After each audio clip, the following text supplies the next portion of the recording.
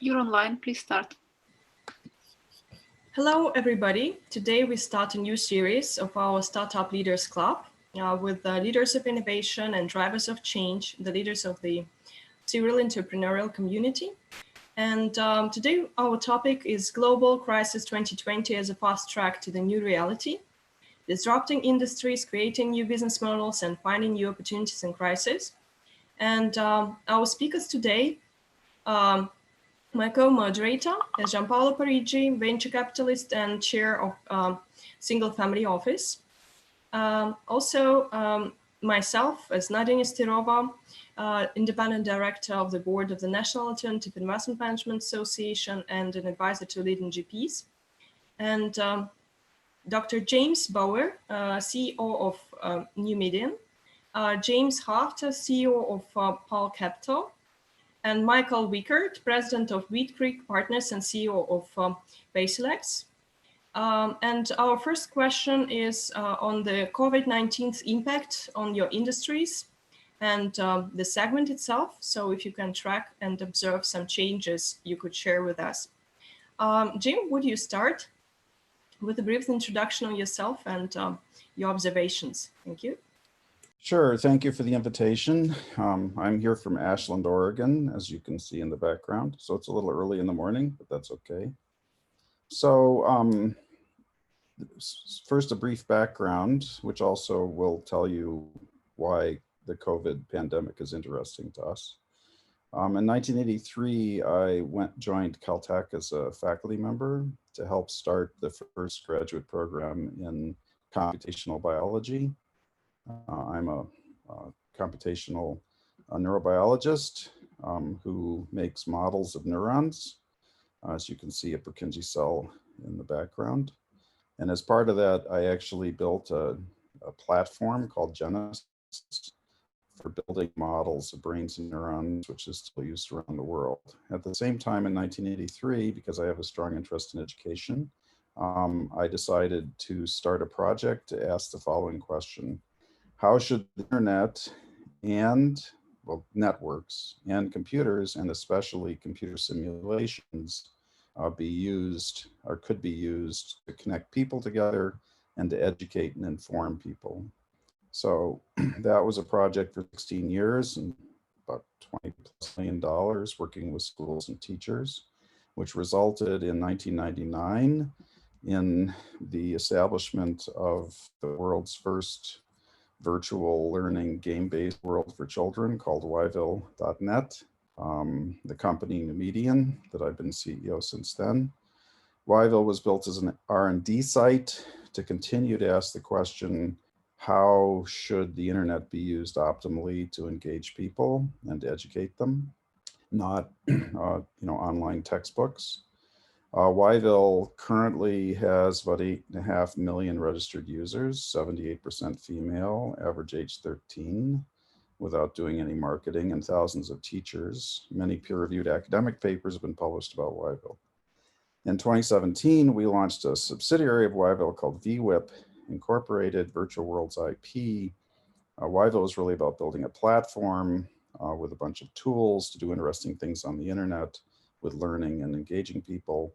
And I thought in 1983, we should probably hurry up because schools and the world were going to be jumping online quickly, and we should invent all of this before someone else invented it before us. Long story, 30 years later, we're still ahead of the game, and the principal consequence of COVID-19 and the pandemic is to massively accelerate interest in this kind of technology in the world. So we are part of a silver lining in a very dark cloud. We're sorry for the dark cloud, but I think that this will push the trends already underway that will transform the way the world interacts, and especially the way children and humans are educated. So that's my intro. Thank you, Jim. And James, would you also join us? Sure. Hi, I'm James Haft. First of all, I just want to say that I really agree with what Jim's saying in terms of the acceleration. I'm an investment banker. I've been focusing on creating liquidity strategies and communities for global opportunities since for 30 years, starting in Asia and Latin America. And then I moved over to create the concept of technology as an emerging market in 1996, because I felt that markets follow the same boom and bust, same greed and fear cycles, regardless of what the subject matter is. And I figured that digitization of information was going to be the biggest single factor impacting humanity. And I was looking at it from a perspective of politics, religion, society, education, and economics.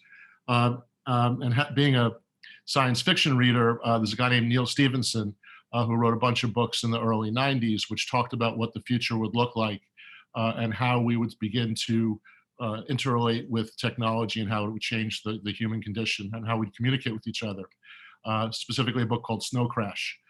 So I've been, looking at the world and realized that about 40 years ago, I realized that we were only about 40% of the way through his vision, and decided to close up my business as an investment bank and focus exclusively on the technologies that are underneath cryptocurrencies, so distributed ledger technologies, and how that would usher in an age of decentralization and peer-to-peer communications and transparency, and enable us to to deal with what's happening through the centralization of information and power and how that's been affecting people. So I've been focusing just on distributed ledger for the last 4 years. And I'm happy to be here. I think that this a big opportunity right now for the world to act as a global community, because the virus, very much like crypto, doesn't respect political, social, or economic boundaries. It doesn't care about religion or these other things that we focus on. And so I think that right now is a big opportunity for us to, instead of going back to making ourselves great again, to focus on what a new reality should look like and how we can start to serve the needs of humanity over the needs of institutions. Thank you so much, James. And Michael, how are you? I'm doing great. And with 3 kids home doing homeschooling, I totally understand the acceleration of electronic learning that Jim was talking about earlier. So while we're talking about a lot of sort of collateral damage and change, I've been working in biotech and pharma for over 27 years. So we are ground zero of what this pandemic is all about. So medicine and the changes in medicine and the effects on medical startups and medical companies is quite dramatic. And there's sort of 2 classes of companies. There's the companies that have something to offer for COVID-19 or related conditions, and there's the ones that don't. And for each one of those, it's a very different circumstance. So I run a Canadian startup called Paslex Pharmaceuticals that is developing a new first-in-class therapy in oncology. And for us, we don't have anything to offer COVID patients specifically. And so what we find is that our challenge is medical resources that would ordinarily be available to conduct clinical studies of our product are gone. They're either allocated to COVID-19 already, or they're on reserve in the event that various geographies have a new spike and need those resources. So a lot of companies are experiencing the same thing we are, is that we have a significant delay in our clinical studies, but there's total uncertainty about how long that delay will be and when we'll be able to resume development of medical products. So that's the sort of downside. Now, if you have a company that has a COVID-related product, and I happen to have another company that does have a COVID-related product called Collation Partners, which I just joined this month as executive chairman, that company has a product that is related to COVID, and it's the Wild West, as we would say in the US. It's a land grab. Everybody is scrambling to try to secure grants, to try to secure clinical space, to try to secure resources so that you can accelerate the development of those products, because the relaxed regulatory standards and the urgency with which everybody is pursuing this means that you have sort of an accelerated opportunity to make a product in a very short period of time. And those windows open so rarely that if you have something that actually can fit through that window, you want to jump at it as fast as you can. So, while some companies are scrambling to figure out how they're going to triage the situation, other companies are trying to figure out how they're going to take advantage of the situation. Thank you so much, Michael. And Gianpaolo? Yes, good morning, good day, good evening, everyone. I'm Gianpaolo Parigi, a venture capitalist, investment banker, serial entrepreneur, and the chairman of a single family office. I have a question for you because I definitely agree with what James said. I mean, we're going towards a distributed ledger society. Definitely the economy is going to be the next one to come and check. But what do you gentlemen think? Are we going towards distributed ledger policy making and politics? Jim, what's your take on it? Jim, could you please unmute yourself? Sorry, I was being polite. My take on this, and I'm not as much expert as James is, I'm sure, is that money has been controlled strongly forever for obvious reasons, and wresting control of money from the people that currently control it and turning it over to people who understand what blockchain is likely to be a complicated process, short of a serious economic meltdown, which, you know, we don't know yet if that's what we're headed to. So I think, you know, as I said before, you know, 30 some odd years ago, I thought we should hurry up because it was obvious what you should do.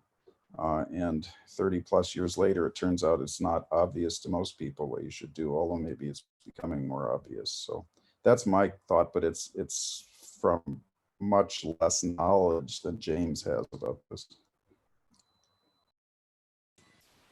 I was reading a comic today. I think it was in New York or somewhere, and it said, you know, Dad, what did you do? What did you do during the pandemic? And the father says, I bought Bitcoin, and the son says, epic. You know, I think I look at money as another form of speech. You know, money is actually the only true way you can meter someone's intentions and desires. You know, you can lie about a lot of things, but when someone spends their money, they're actually indicating and illustrating, you know, their free will. And so I look at periods like now when we're printing as much money as we are and no one really knows what's happening. And I think that this could be a turning point in how we, you know, start to function. You look at the government, you know, in the United States, the states right now are now wrestling with the federal government. You know, the federal government seems to have forgotten that the states created the federal government to serve it, not the other way around. And, you know, there was an article 2 days ago where a little town in Italy was having trouble getting currency to pay and to maintain their economy. And they got a grant from the federal government, but they couldn't actually get the money. And so they actually issued their own currency.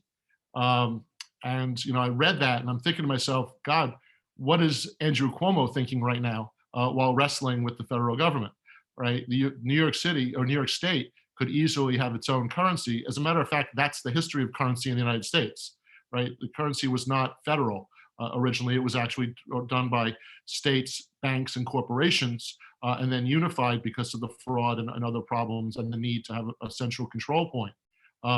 So I think that this is actually an interesting opportunity for people to start to communicate. You know, you have the governor of Illinois reaching out directly around the government, you know, the federal government to get supplies from China. You have the governor of Maryland, who's a Republican, disregarding the federal government and going to Korea directly to get supplies.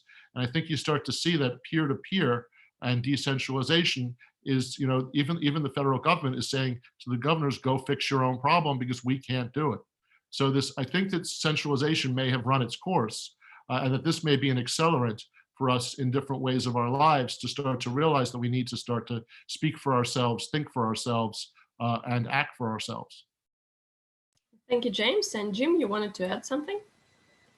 Or sure, I'm sure Michael has thoughts on this as well, but let me just tell you that one of the things I've been playing with in Yville for 20 years is currency.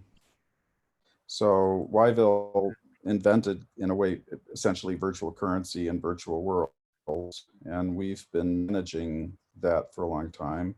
And we've been watching how kids operate in a situation that's actually sort of a true market economy. I mean, kids in Yville make their own businesses, you know, they have the freedom to sell what they want. So it's been a very interesting model. We've had zero inflation for 20 years.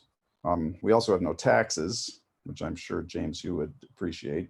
But anyway, so it's, and let me say this, that one of the things that's interesting about simulated virtual worlds or Yville is actually, it is a way to look at and manage and understand and study how humans behave. So 15 years ago, we started working with the CDC to educate children about pandemics and about viral biology. And then when Ebola came along, we did it again by giving our kids basically a virtual disease and then having them figure out how to cope with it. The interesting thing about the Ebola project, which was funded by the National Science Foundation, was the data from Yville was actually used as a way to improve the computational models that were used by the CDC and the World Health Organization to actually keep track the computational epidemiological models. So in fact, we have some interesting data about how currency works within this virtual world full of kids. And it's one reason why the site is interesting, because you can actually use it to understand human behavior in a way that we can keep track of everything. Anyway, I think Michael probably wanted to say something about blind. Your stuff is a lot more relevant to the question than any comments I could make, so no worries. You know, I think what we're seeing, you know, even in a meeting like this, is the acceleration of distribution of networks and the ability to work outside of the conventional confines that people have been in for, you know, over a century. I've worked in startups for the last, you know, 12 plus years, and a lot of them have been virtual companies. But what I see now is that a lot of my friends that work in brick and mortar businesses in pharmaceuticals and biotech are at home just like me, working off a big monitor that the company sent them in order for them to be able to continue on to their day-to-day business. And I think the distribution of, you know, the distribution of work resources outside of the company, outside of a centralized location, is being incredibly accelerated by the circumstances. And it'll be very interesting to see the rebound when things loosen up, whether this becomes more of the norm or whether people like try to rush to consolidate back to again. You know, we've seen the political distribution play out, as James and Jim already alluded to, with local and state governments taking the lead because the federal government is not in the US. Other governments have had different responses.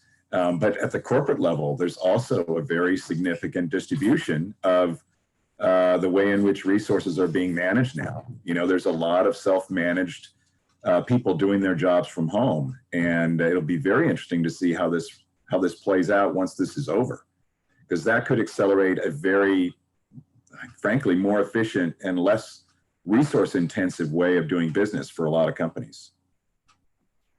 Thank you, Michael. Gianpaolo, do you have a question? Oh, James, you want to comment? I think that it's going to be almost inevitable that the world is different after this pandemic than before, and I think that, you know, the concept of employment and corporations is going to change. You know, how drastically it changes is an interesting question, but, you know, I think a lot of the core institutions that we've taken for granted are going to be you know, we're going to see cracks in the foundation, and how people react, and what the reactions are not set in stone.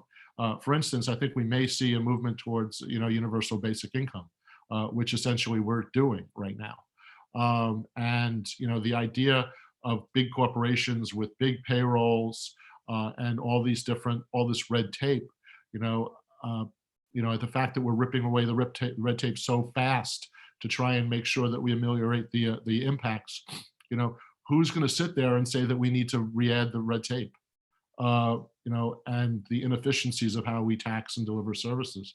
So I think that A, telecommuting is going to rise. I think B, that the payrolls are not going to get refilled as fast as they were emptied. And I think that we're going to start to see that it's going to be a test. I'm American centric, I admit it. Living here, I try and be a global citizen, but I live here and I grew up here. And I look around, and you really have to start to wonder what the interrelationship between people is going to be as they go forward. We're going to have people who have the antibody, and we're going to have people who don't have the antibody. And there's a big risk that we fall into some B movie script, about being tagged as whether you're a risk to the people around you, or whether you need to be discriminated against because you haven't yet had the virus and you represent a danger. So I think there's going to be a lot of interesting questions that come out of this. And Jim, would you also add something? Yeah, it's complicated and interesting. There's a paper just published, hasn't been peer reviewed yet, but it came from a good group that suggests that, one of the questions with COVID is why some people are so strongly affected and others are not. And it looks like there may be a strong genetic component. So this is just a paper published, non-peer reviewed, but published by a good group yesterday. So it's going to get interesting and complicated. I'm a professor, so let me be professorial for a slight moment. It's an interesting juxtaposition of two things. What's happening in the world, the density of the population, all of those issues, coupled with the fact that we now have this mechanism that we're using today to communicate and interact. And so the work at home process, which we see happening, my wife has been remote working now for 6 years, is something that's happening. I think I agree it's going to be accelerated by this.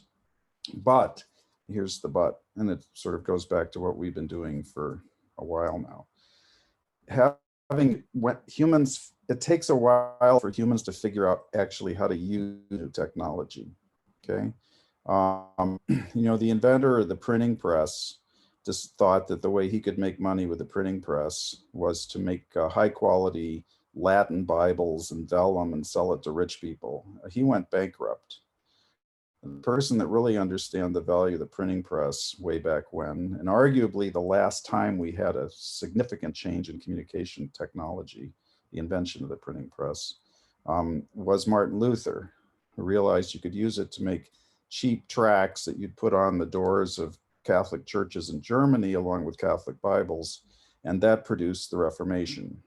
Okay, so the interesting question now, as we're seeing a forced change and accelerating things, also has to do with really understanding how to use this technology in a new way related to the technology itself. And there's a little bit of that about that out there, but most of the way that it's used now is actually more taking what we've already known before, like meetings, conferences, etc., and sticking them on the internet. Even standard relationships, standard employment relationships, all of that we're still basically doing the same way. We're just sticking them on the internet. How the internet will fundamentally change all that as we understand the technology and how it can be used is a very exciting and interesting question, which the COVID-19 situation is accelerating, I think. James? Jim, I find myself scarily agreeing with you when you're speaking. But I would just add one little piece. I often talk about in the emerging markets and introducing people in the world to new investment concepts and liquidity, talk about the fact that there's never been a form of communication introduced to humankind that didn't get fully absorbed and then go beyond what people originally expected it to do. The printing press being a perfect example. I always talk about, the beginning, they said, what do you need a printing press for? Oh, we have enough monks. But I would challenge you to add the telephone, the internet, and even distributed ledger as different forms of communication. And if you look at how each of these come through, and currency is another form of communication, all these are in the beginning looked at strangely, then reach a level of critical mass, and then take off in levels that no one ever anticipated, with full adoption and leveraging throughout society. And I think that that this idea of telecommuting and video conferencing were there, but kind of looked at as adjuncts to business and maybe talk to grandma. And I think that you're going to see that this is going to become incorporated into the fabric of society pretty quickly. And Gianpaolo? Sorry. Yes. You know, I want to give you an example, and maybe you can elaborate on that. Nokia, what is currently the mobile phone manufacturer, started at nothing more than a pulp mill over 100 years ago. Then it went into, you know, all types of production, toilet paper, tires, army boots, and finally it morphed into a full-blown technology company. Without saying which company could follow the steps of Nokia today, because this is really a difficult call, but what sectors do you see are more likely to benefit from the paradigm shift that we're seeing nowadays? I don't know, Michael, you want to start? Well, I can't necessarily speak to which sector is going to benefit, but I can speculate on some of the potential in medicine. So I have, you know, MDs right next door to me that are doing a lot of their consultations by Zoom. So, you know, distributing a lot of the medicine that's done in person into sort of telemedicine is something that's been speculated about for some time and has been very slow to change. But now everybody's incented to do that, because you still need the consultations, but the patients don't want to come into the hospital and the docs don't want to be seeing any more patients than they have to. So, you know, we've now flipped the incentives, if you will. And I think that's the really interesting thing about the pandemic on a grand scale, is that we've changed the incentives for everybody for a bunch of different things. And the change in incentives is allowing us to see the impact of what if we changed our behavior? You know, what if we changed our behavior in medicine? What if we changed our behavior in commuting? What if we changed our behavior in all sorts of you know, consumption patterns and all sorts of business patterns? And now we've done this grand experiment, and the global question is, when the results are in from this experiment, what do we decide to keep, and what do we decide to throw away? And I think in medicine, we're likely to keep video consulting and remote consulting for things that are not essential for in-person delivery as a much bigger part of medicine, and allow the resources a lot more flexibility. The docs next door, they can stay home, you know, 3 out of 5 days a week, because they do all their consults at home instead of in the office. That's going to be a tough thing to switch back at the end of this. James? I think that I agree with the incentives and perspective, but I actually think that we're lower down on Maslow's pyramid right now. And I think that, you know, I think that what's really happening is if you're not reconsidering your life and the things that you prioritize now, you're never going to do it, right? You know, the idea that toilet paper was important, which, you know, there's no shortage of toilet paper. It's just a supply chain thing. But the reality is that I think that we're going to leave here, at least in the short term, you know, having a different perspective on what's important, right? And on what do we really need all those things that people are trying to sell you on your emails every day. Like right now I'm looking at it and like the discounts are coming in. I'm going, well, that's not even a big enough discount. 50%, I still don't want those shoes, right? And like, how low does that have to go for me to be interested? I'd rather hold my cash or my value and, you know, and for meaningful things at this point. And so I think that maybe it shakes up the world a little bit away from our consumerist perspective. So having said that, the question was, you know, what do I think changes over time, or what businesses are interesting? You know, to stick with my concepts here, I think fintech and you know, the merging of the digitization of value with the digitization of information and the ability for people to transact remotely and globally is going to accelerate. It was already happening, but I think that, and that's going to, you know, I think bring us closer to the idea of a global economy. I think there's going to be difficulty there for governments to figure out how to tax and control if they lose control of currency, which is one of the big issues. right now. But I think that, global banking and global transactions are so much easier now. And I think that those are going to become factors. I think the governments are going to start to transfer wealth to their population electronically, because we've seen how poorly the government is able to even send out a $1,200 check to people. They can't, who's going to sign it, first of all, and then after, how do you deliver it? How do you find the people? So I think you're going to start to find that digitized information, digitized value on platforms, mostly through mobile tech, are going to be accelerating over time, and we're going to be relying more and more on peer-to-peer electronic transactions and communications. Thank you, James. And Jim? Yeah, so it's hard to anticipate exactly how much change is going to happen, because it's in a, we're in a space where change was happening anyway. As I said, now things are accelerating, but there are some very pragmatic things. So for example, people working at home and doing meetings at home, doing conferences at home, which I think, some will go back to work, some will go back to working in offices, some will go to meetings, but I think that this is really going to change that, especially because the technology, and a lot of it isn't great, but it's being improved quickly because of necessity. The technology will actually convince people that maybe there are other ways to do things. So what happens to the energy sector, okay, when you don't have that many cars? What happens to the transportation sector, okay, when you're not selling that many cars? What happens to Uber? What happens to those guys? What happens to commercial real estate? Okay, when you can argue we've overproduced commercial real estate, and now you don't have 1,000 people sitting in a building. What happens to that? Business structures, I mentioned before. Right now, people work remotely, but actually the way in which companies manage the remote working of their employees is pretty unsophisticated. And that's an issue, and that's something that's going to change.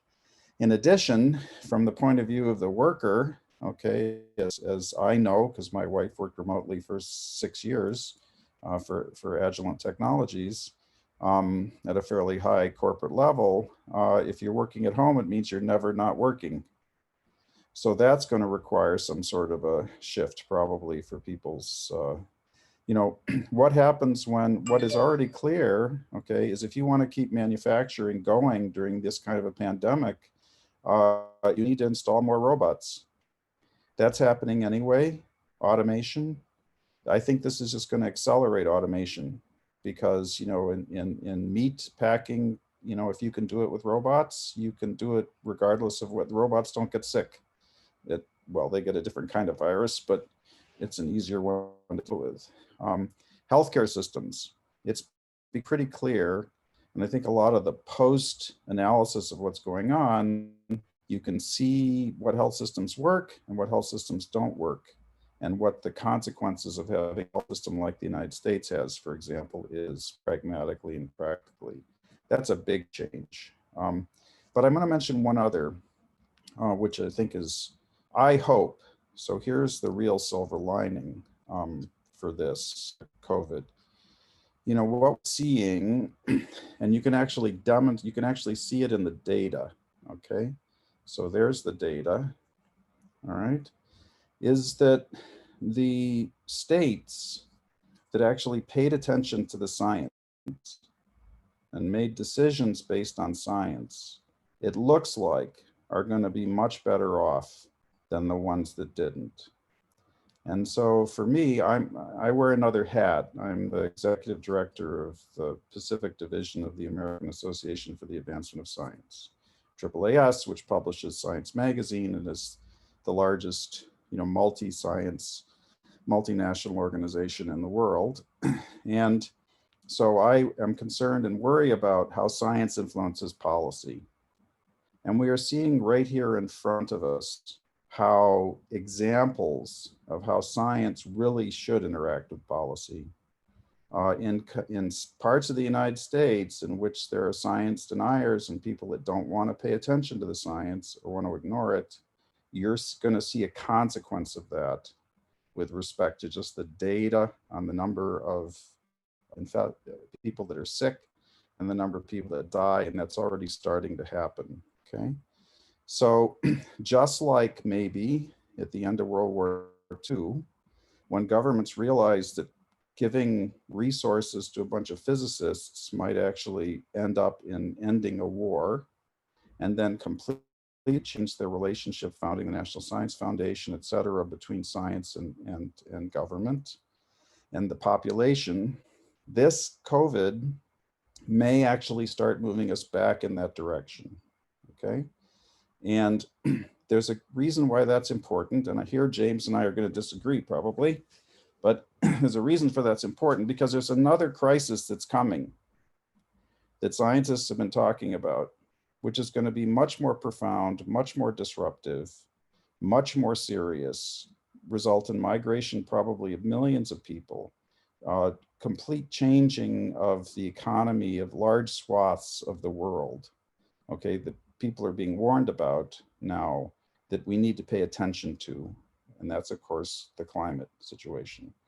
So it may be an interesting way that the experience of COVID, which says that you really need to pay attention to science, okay, is going to have a consequence for how much attention the public and others are going to pay to some of these other issues like climate, which will be far more devastating, all the models suggest, than what we're talking about now. So that's, I'll get off my soapbox, but I think that that's potentially a significant consequence, and it has consequence for investment too, right? Because investors really should start paying more attention to the true science behind what they're investing in.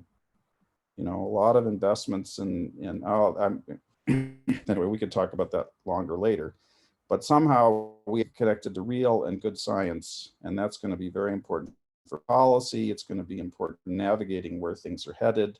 It's going to be important for developing the necessary technology, and that may be a silver lining again in the COVID cloud. Thank you so much, Jim. And James, would you address the current So a lot to unpack there. First of all, I share your perspective and your heart in this whole thing. And I wish that we were paying more attention to science and that politics were logical and science-based. However, they're not. And they're actually specifically divorced, intentionally divorced, in order for the manipulation and securing and maintaining power. And so the chart behind you, Jim, actually was a perfect example of my point. That chart was not a chart of where the virus is. That was a chart of who's reporting the virus, right? And so the chart actually is wrong. We all know it's wrong. It's interesting and illustrative, but what you showed there was actually politically motivated, not scientifically motivated. We know that we're not testing enough. We know that we don't know who actually has the virus. We know that we really don't understand how it's transmitted. And we don't really understand the incubation period.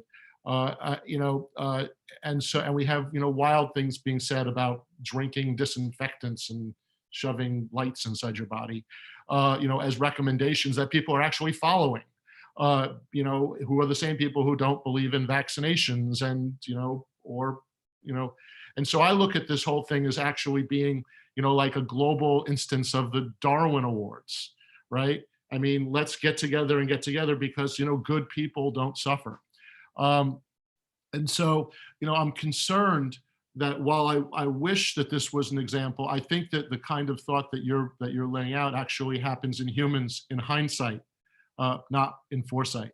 And that until people are really, again, down the Maslow's pyramid and thinking about their survival, that until they're actually at that point, that it's very hard to think that they're going to shake off the non-scientific thoughts.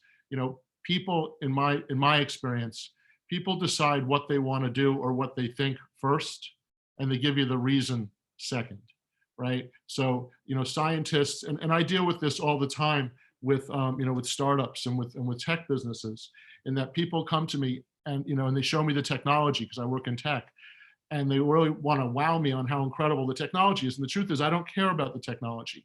because the technology is binary. It either works or it doesn't, right? But what really matters to me is the community. What do the people think? Where's the demand pull, and where's the fit? Because it's the people that make things powerful, not the money and not the technology, right? It's when you have an audience that habituates something and makes it important amongst themselves and uses it, that's where you get power from. And so, I think that right now it's an uphill battle to educate people using, and hoping that they'll use the science. There is a subset of people in the United States that do that.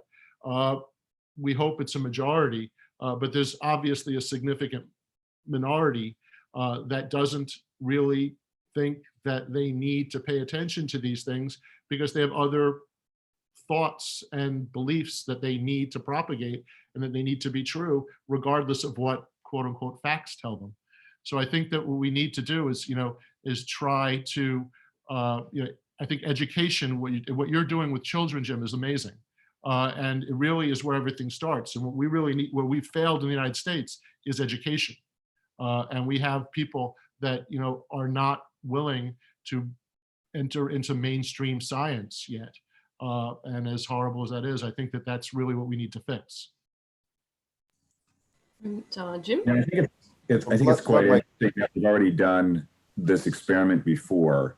So we had the Spanish flu in 1918, 1919.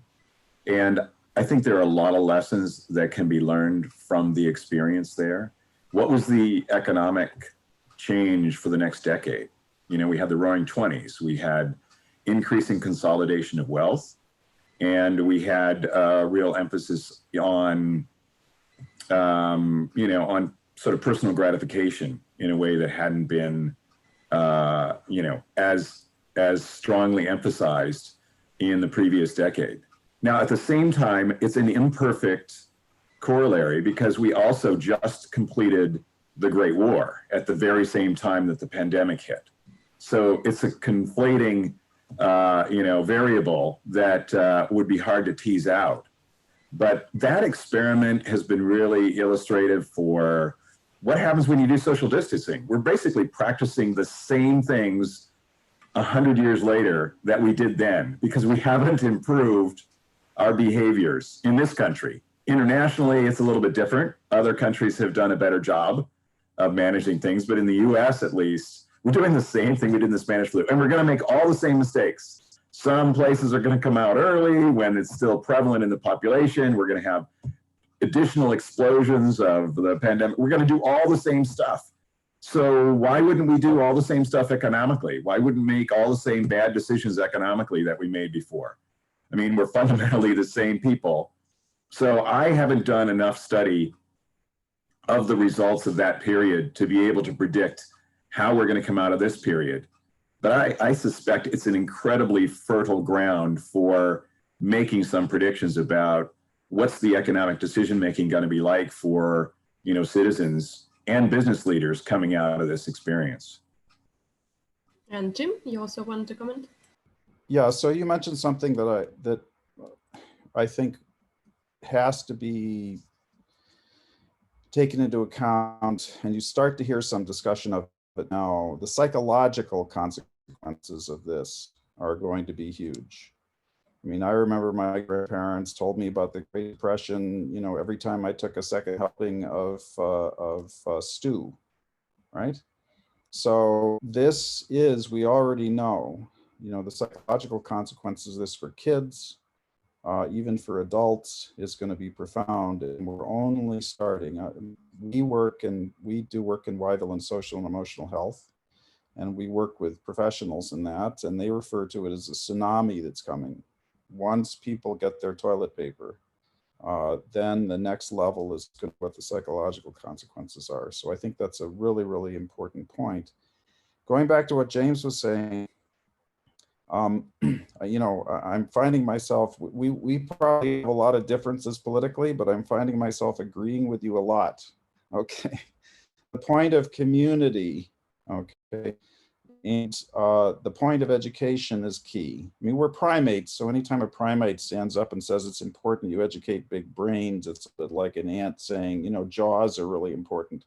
But this technology allows for a very different way to educate people, and it works. And you talk about community and persistence. So these are the same kids that at 2 o'clock in the morning, for some reason, were in Yville last night when I decided I should take a screenshot for this meeting of Yville. And I asked them, how long have you been in Yville? When did you first come into Yville? Okay, we have kids, quote unquote, that are now 30, that have been engaged with this site for 15, 16, 17 years. That is actually the sort of base for which you can start to change how people think about things. And I want to make one other point, and it sounds like I'm, promoting, and I apologize for that. But I'm a computational neurobiologist who was involved in starting that field. The reason I was involved in that, and the reason I did it, is because it turns out to understand complicated things, you need computational tools. I was actually involved in the early neural networks movement, which turned into machine learning, et cetera.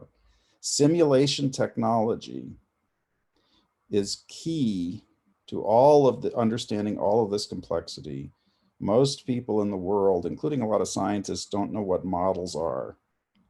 So an underlying core objective of what we've been doing now with kids for 21 years is to have them understand something about what simulations are and how you work with them. And we launched the first YPOX, which gave our kids acne as a virus through contact in 2005.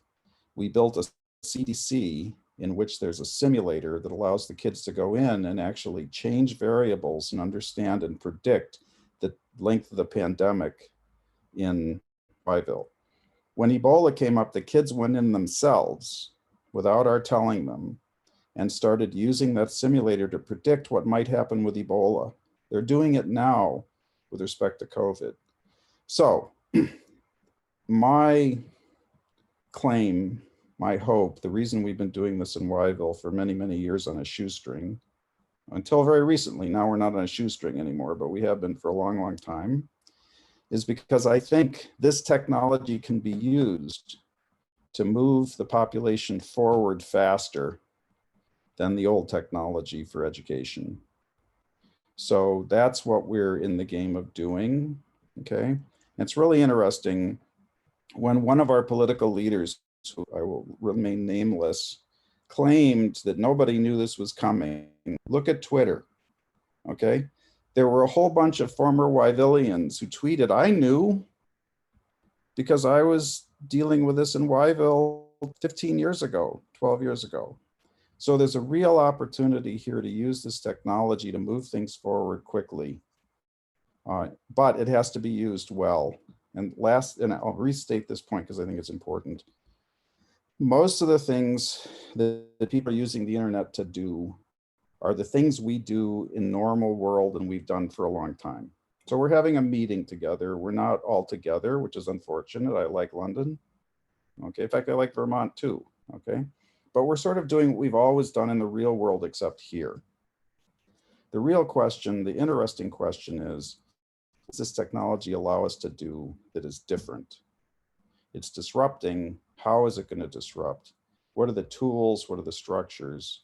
And we've built a platform in which we built what we call motifs, which are different ways to influence people uniquely using this technology, many of which are based on simulation. So I actually think from a political point of view, that one of the most important things for people to start to understand is what a model is, what a simulation is. And therefore, when a politician or when a scientist gets up and says, like the data I showed on the back, okay, this is a simulation that happened, people actually have some clue as to what the value of models are, what the risks of models are, what models can say and what they cannot say. That is going to be a critical understanding in politicians and in the public to be able to keep moving forward in an ever more complicated and interconnected world. And I'll get off that soapbox now too. But interestingly, 20 minutes ago, we had this question about, fundamentally, the question came down to, where are investors going to make money in this? Here you have the most disruptive event in our generation. And clearly disruptions like this are going to create opportunities. And the question is, where are the opportunities coming? And we can point to a whole bunch of stuff that isn't going to be the same, but pointing to exactly what's going to replace it that investors can invest in and make money is a lot harder. I mean, even in medicine, you know, where I'm working, you know, every day for over 27 years, I look at the competing tensions of wanting to have, you know, healthcare delivered better to everyone, and the potential, depending on November's outcome in the US, of having some groundbreaking changes in medicine. And I look at the, you know, tearing away of red tape and the streamlining of approval processes for drugs. And is that going to be walked back after this, you know, or are we going to come up with a much faster, less costly way of moving medicines to market? But at the same time, there's all the pressure on drugs are overpriced in the US. So there's these competing pressures. I didn't even know how I'm going to make money in medicine, you know, as a result of this, you know, even though medicine is ground zero for this whole thing. And it's clear that people are going to want better healthcare. People are going to want better availability of medicine, and people understand that our just-in-time delivery of medicine has enormous flaws in a pandemic-like situation like this. So there's all these sort of fundamentals of this particular pandemic that is at ground zero, yet it doesn't yield a clear outcome of, well, go here and you can make money. And I suspect there's a lot of other places where it's the same way. We're in the middle of the disruption, but the clear path to making money out of the disruption, other than shipping and home delivered groceries, other than those areas, the clear path to making money has not yet crystallized. And I wish I was more prophetic, because I could really use an opportunity to make some money and wish I could point to, hey, here's a sure bet. And James, yeah. So I think that to bring Jim and Michael's points together, it may be that capitalism as we know it has run its course, and that new frames of communication and incentive and support may percolate now as a way to come up. And I don't want to get stuck in the nomenclature of all the different kinds of societies, but I think that new forms of sharing and new forms of valuing human input may become more important as we move forward now. Thank you, James. And Gianpaolo, do you have a comment? Yes, I think I think we will not see, to just link to what Michael said a few minutes ago, we're not going to see clear ways on how to make money or how to invest with, an increased efficiency. I think everything is magmatic. It was magmatic before, and it will remain magmatic. We're a fluid society.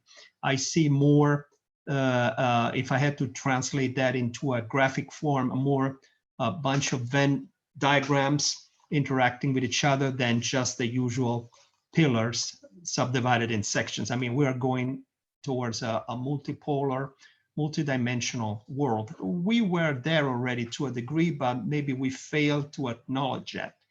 I think now we have to give receipt and call a spade a spade.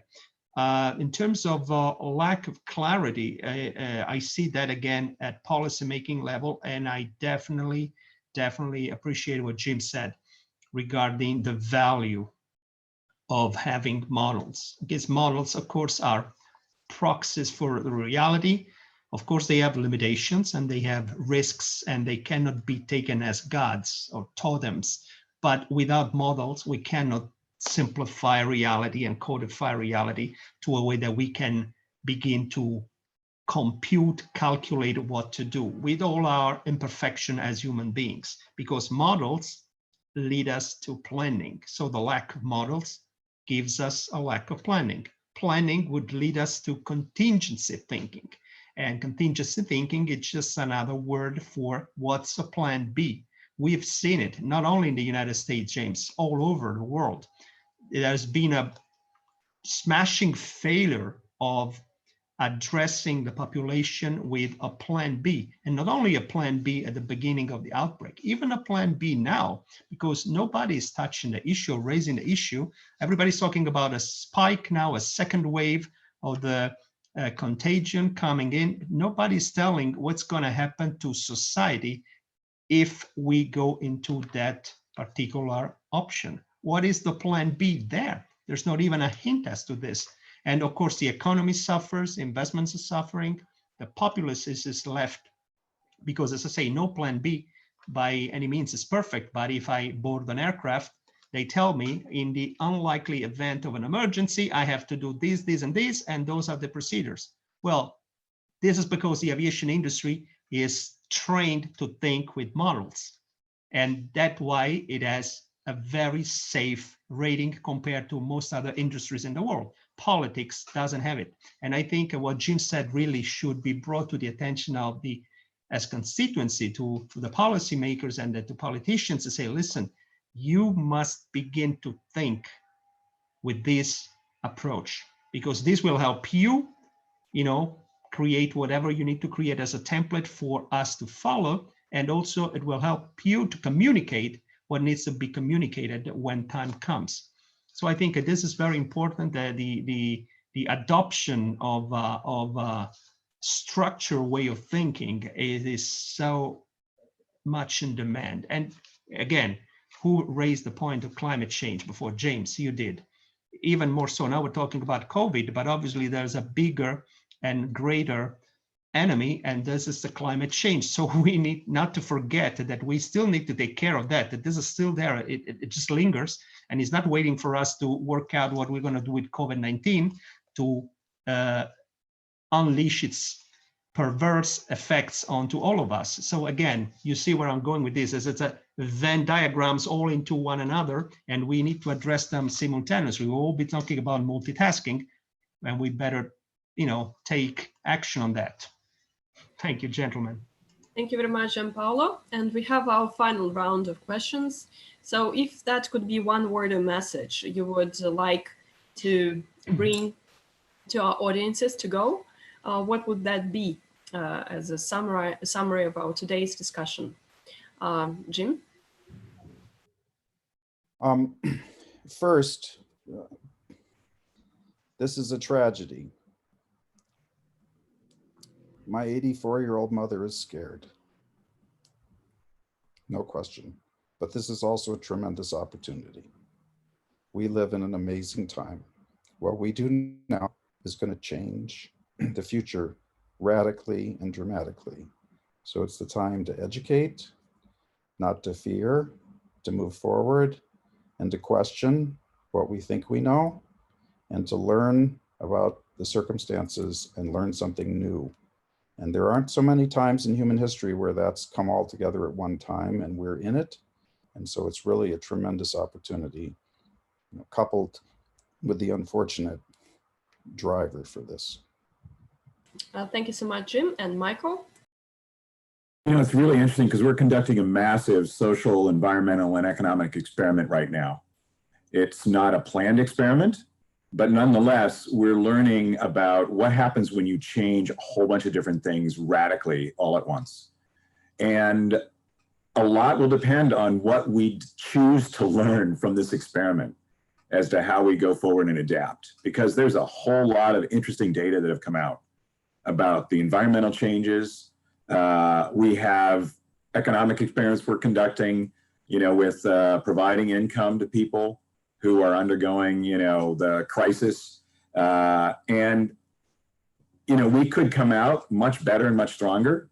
That's the usual sort of mantra of any crisis, is you come out stronger. But we can also learn all the wrong things, and we can come out much more dysfunctional. And unfortunately, there's a lot of dysfunction pressure, at least in the States, on our political systems and elsewhere as well. We're not alone, but we're maybe the most severe case. And so it's kind of up in the air. But I hope that we learn from the data, not from the politics, because there's going to be a lot of great stuff that comes out of this that we can choose to use to adapt to a better future. Thank you, Michael. And James? Okay, so my one word is billionaire, and I'll explain that. I want to redefine the term billionaire from a person that has $1 billion to a person that can impact 1 billion lives. And it's never been as easy, inexpensive, or possible to impact a billion lives as it is today. And so I think that now we all really need to rethink the changes that we want to see in the world and to be those changes and to propagate that through the community, the way that that we want to see it, so that you go out there, create your idea, use the platforms that we're talking about that are coming into existence, and make the change you want to see. Make people see opportunities for being better, and then communicate that through these globally existing channels that we can leverage. Thank you, James. And Gianpaolo? Yes, I would say I condense everything into a single word. It's agility. Thank you so much. So we came to the final step of our today's discussion. I thank you all for participation, and please join our Startup Leaders Club for Tuesdays and Thursdays, and we'll have a number of regional road shows as well as the global ones. So on Wednesdays, you can do masterclasses and keynotes as well. So thank you all, and stay healthy as billionaires as well. Thank you very much. Thank you. Thank you. Thank you. Thank you. Okay. Be safe.